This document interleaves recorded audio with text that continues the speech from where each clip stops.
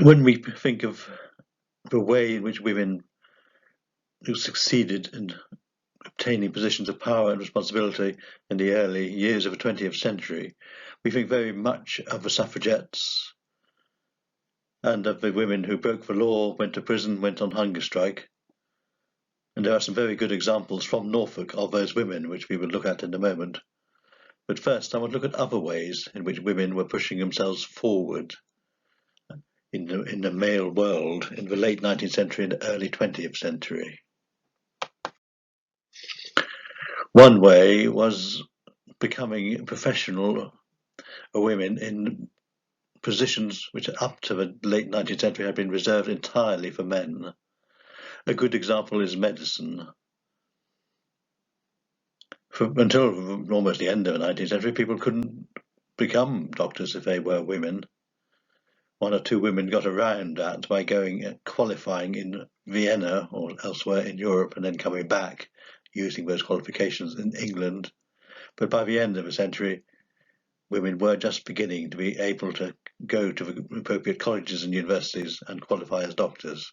One good example is Ethel Williams, not so very well known in Norfolk, but she's a Norfolk woman. She was born in Cromer in 1863, and she does go on to become a professional doctor.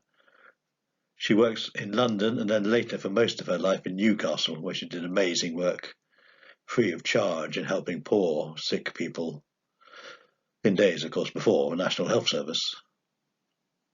She has such a high reputation in the city of Newcastle that a hall of residence of Newcastle University is actually named after her, the Ethel Williams Hall of Residence. And very few people who stay there, I would imagine, know that she was actually a Norfolk girl born in Cromer. Other important female doctors from Norfolk, or Norfolk connections, include Sophia Jex Blake, who was of the well-known Jex Blake family, and indeed her mother was a Cupid, another well-known Norfolk family, and she was a leading light in the promotion of the education of women to become doctors, firstly in Edinburgh and later in London. Neither of those two women actually practiced in Norfolk. One who did was Dr. Mary Bell. She was the only female practitioner of medicine in Norwich in the early years of the 20th century.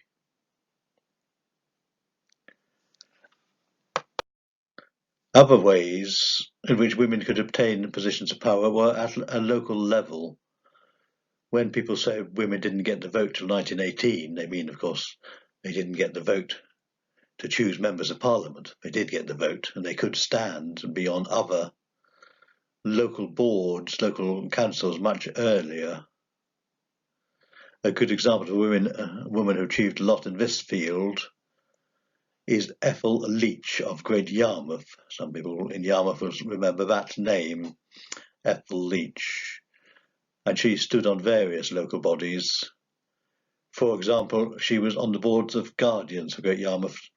Now, boards of guardians were elected officials who looked after the poor. They raised a rate, which is why they had to be democratically elected.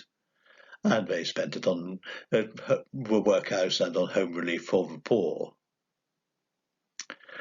These boards of guardians were set up in 1834 under the Poor Law Reform Act. In about 50 years later, in the 1880s and even more in the 1890s, women are starting to be elected onto these boards of guardians, and Ethel Leach is the first in Great Yarmouth.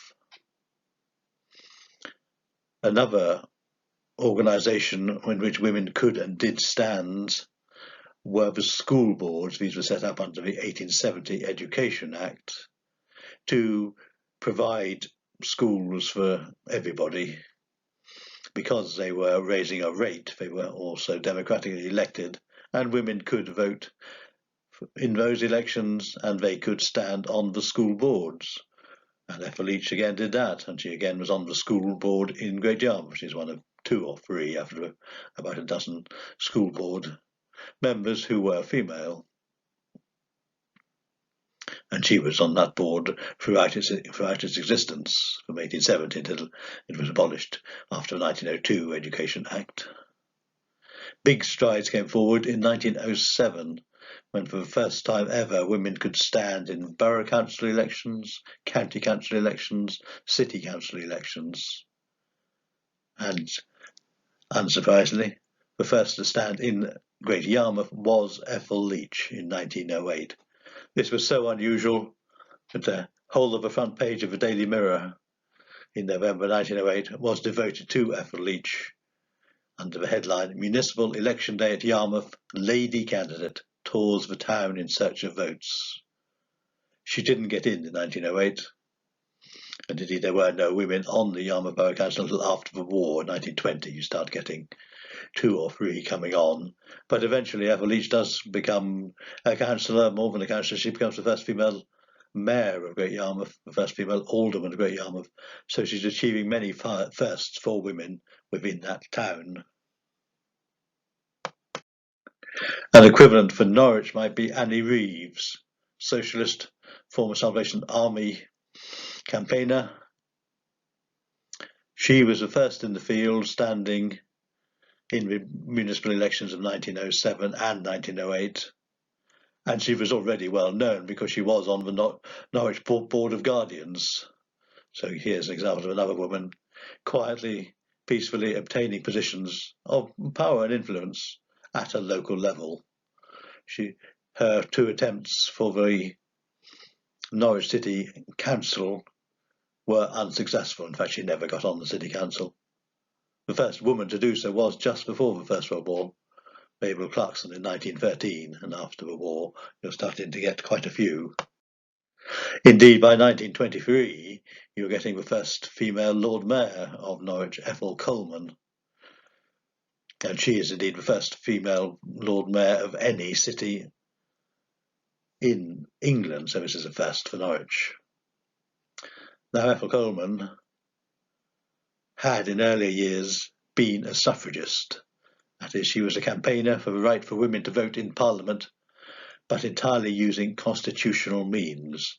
She was not prepared to commit illegal acts, not prepared to burn down houses, break into property, destroy things.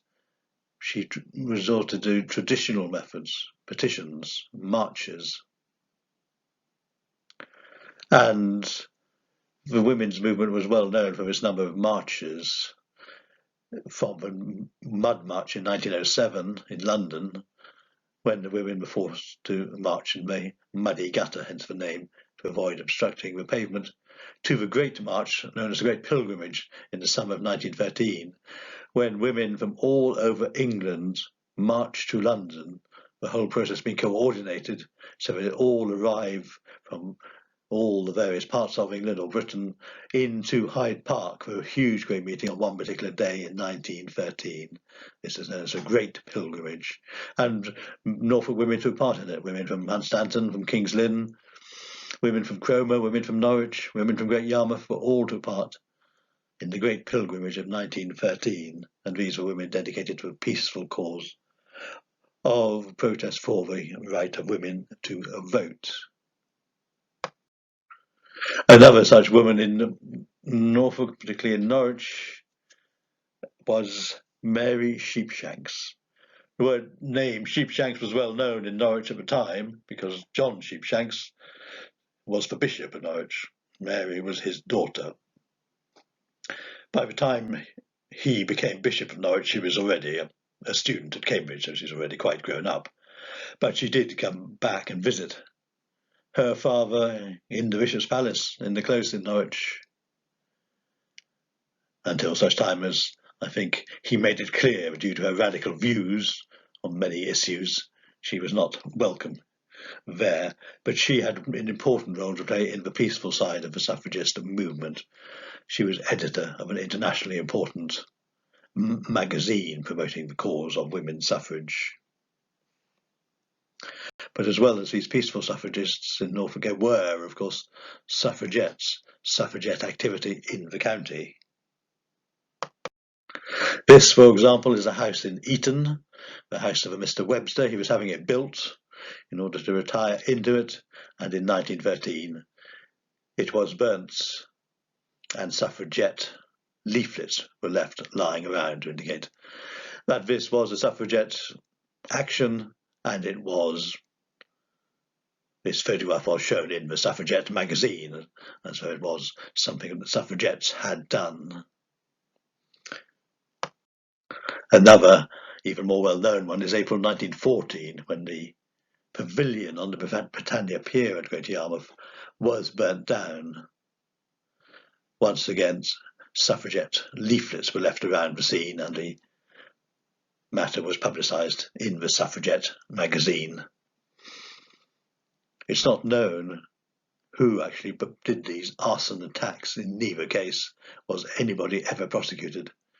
It is not certain that they were actually Norfolk women doing these deeds. They may have been, but in the Great Yarmouth case in particular, there was in fact an enormous suffragette meeting in Lowestoft at the same weekend in connection with the National Union of Teachers annual conferences are being held there, so it's perfectly possible that suffragette women from anywhere who were at that meeting could have gone on to Great Yarmouth and committed this act of arson. So these are examples of suffragette activity within Great Yarmouth. You also get examples of Norfolk women who are committing suffragette acts but outside the county. This lady with one of a big hat is Miriam Pratt. She is a Norwich schoolteacher, teaching at St Paul's School in Norwich.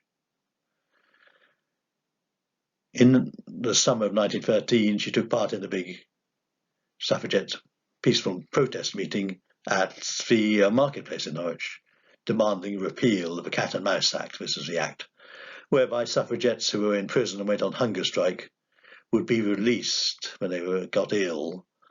They would be released on licence, but once they had recovered, they would then be brought in again to serve the rest of their sentences. And she was protesting against that in the summer of 1913. However, before that, in April 1913, she had committed 2 acts of arson in Cambridge. She had burnt down 2 buildings. They're both empty buildings, and it's important to stress these are empty buildings. Emmeline Pankhurst was insistent, but nobody and nothing, not even a cat nor a canary, should be hurt in any of these suffragette attacks on property. So Miriam Pratt had burnt down properties in Cambridge, and she was actually on bail, awaiting trial at the time this photograph was taken, when she was protesting in the Norwich marketplace. Later in the year, her trial came up for the arson. She was found guilty and was sentenced to 2 years in Holloway, and when there she did indeed go on hunger strike. So this is a Norfolk woman, one of 1,000 or so suffragette women who went on hunger strike. Another Norfolk woman involved in suffragette activity was Violet Aitkin. She was also connected with the Cathedral Close because her father was one of the canons of Norwich Cathedral, and he lived in the close. Violet Aitkin was actually a friend of the Pankhursts, the leaders of the suffragette movement, and she was one of Emmeline's army, as it was called, who took part in a coordinated smashing of windows in the shops in the main streets of London in March of 1913. And this is her doing that. She was also a co-editor for a brief while of the Suffragette magazine with Christabel Pankhurst. Later on, I think she had a row, as many people did, with the Pankhursts, so she only did that fairly briefly. And this is Violet Aitkin. And the Norfolk Record Office has the diary of her father, Canon Aitkin, recording his shock at finding out that his daughter has been taking part in window smashing in London. And he wonders what her mother will make of this. A third woman, also of a clerical background, funnily enough, who is from Norfolk and involved in suffragette activity, is Flora Graham. That's not her real name, that's the name she took. When she moved to London, her real name was Grace Markham, and she was the daughter of the rector of Edgefield. Reverend Markham was rector of that small village near Holt for, I think, the best part of 50 years, and his daughter grew up to be an eminent, prominent suffragette within London in the years before the First World War. She was one of those who took part in another activity of destruction, the slashing of paintings in art galleries within London. And after this, she was arrested, and she too went on hunger strike. So these are examples of Norfolk women taking full part in suffragette activities, but mainly outside Norfolk, in Cambridge, in Miriam's case, and in London, in the case of Violet and of Flora. And so these women are in prison, and some on hunger strike, in August 1914. And of course, in August 1914, everything changes, because First World War breaks out. Suffragette activity is immediately suspended, a truce is declared.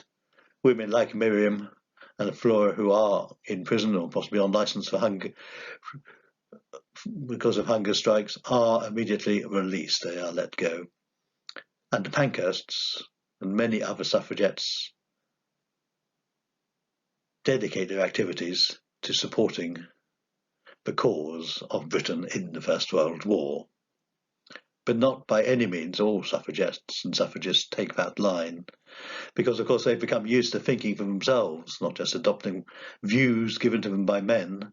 And several suffragettes, several quite prominent suffragettes, and I would include Ethel Williams in this, I would include Mary Sheepshanks in this, and I would include one I haven't mentioned, Dorothy Jewson, who's another important suffragette based in Norwich and later becomes the first Member of Parliament, female Member of Parliament in East Anglia. These women take a different line and they oppose the war and they join in anti-war activities. Dorothy Jewson, for example, runs a toys workshop for unemployed women.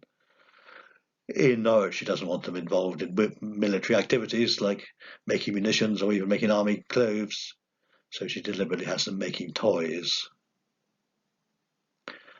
But of course, for many women, the First World War was something totally different to any war beforehand. For the first time, women could actually join the forces, those who wanted to, those who supported the cause. There was no conscription, unlike men, but women could volunteer to join the women's forces, the Royal Air Force when that was founded towards the end of the war, and earlier the Army and the Navy. And these women, of course, were playing predominantly clerical roles and weren't standing in the trenches armed with rifles, but they were, of course, freeing up men for that. And of course, because they took part in these activities, some women even paid the ultimate price. They were killed in action, and a few of those are commemorated with the Commonwealth War Grave, which is the standard grave given to dead soldiers, sailors and airmen who were killed during that war. One such woman is Violet Davey, and this is her grave in North Elmer, where her parents lived and where she was brought up. She was in the Women's Royal Air Force.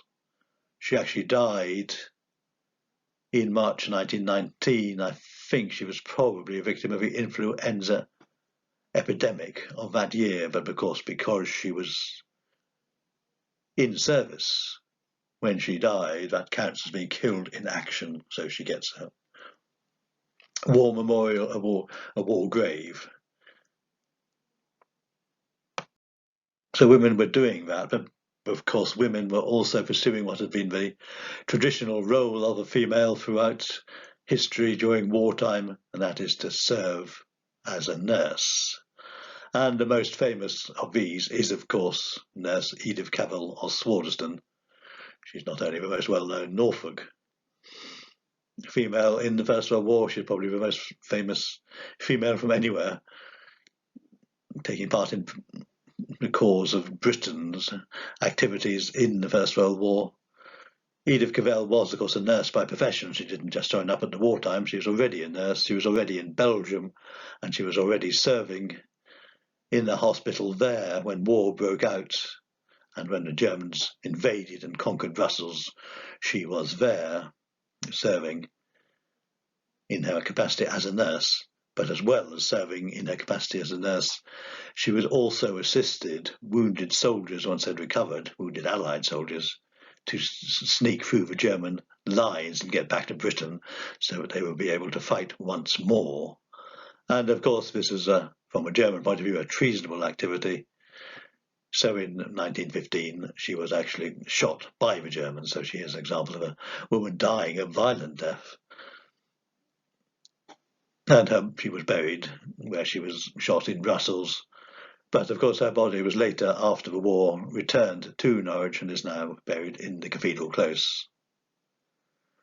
So this is Nurse Edith Cavall, and whether or not it was legally the right thing for the Germans to shoot her, it was, from a propaganda point of view, a terrible thing, because, of course, the British used this as a great recruiting campaign weapon. They issued posters, leaflets, and things saying, this is the awful things that these Huns do. Avenge Edith Cavall. Join up. And Edith Cavall does hold quite an important part in the suffragette idea. For example, Herbert Asquith, who had been the Prime Minister before the war, who had been firmly opposed to giving women the vote, announced by the time of the actual vote in Parliament to give women the vote in 1918 that he had changed his mind. And the reason he gave for that was what women had done during the war, and the one actual name of the woman he cited was Edith Cavall. Edith Cavall, born in Swardeston, a nurse who had died in the cause. So this is a factor in women getting the vote. In 1918 they get the vote, and within a few years they're actually standing as MPs, and the first in the field, I've already mentioned Dorothy Jewson, 1923 for Norwich, followed in East Anglia by Lucy Buxton for Norfolk in 1930. So you're already getting women starting, just beginning, of course only a very small number of women compared to the 650 or however many men who were MPs in Parliament, but you're just starting to get a few women. So progress has come from people like Ethel Williams just pushing forward the boundaries of the professions, to people like Ethel Leach standing in local elections and getting in on local councils, to people like Ethel Coleman peacefully marching and organising petitions for the cause of women's vote, and to people like Violet Aitkin, Miriam Pratt, risking going to prison in forced hunger strikes for the cause of women's advancement. Ordinary women caught up in extraordinary circumstances, leading extraordinary lives.